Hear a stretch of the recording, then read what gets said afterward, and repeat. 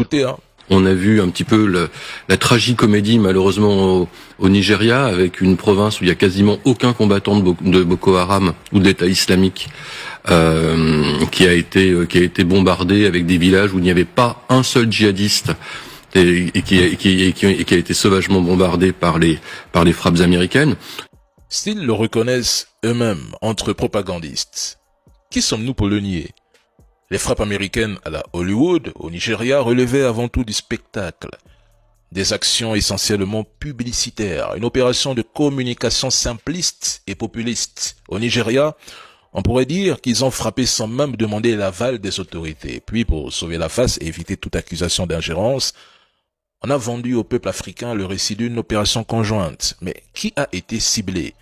Aucune information claire, aucun corps, aucune image, aucun élément tangible, il n'y a rien.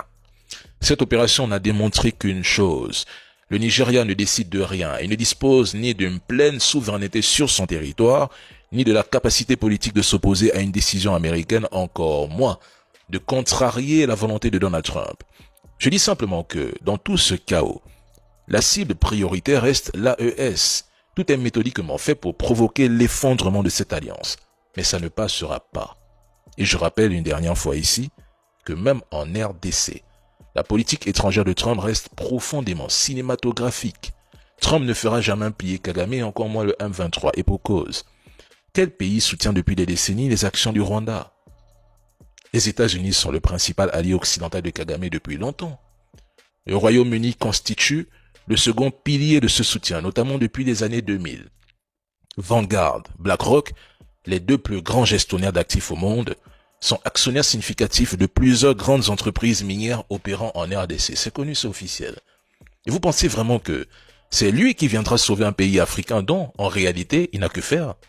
Mais ce qui l'intéresse, ce ne sont ni les peuples, ni la justice, mais les deals. L'objectif final de Donald Trump reste le même. S'enrichir, c'est un businessman.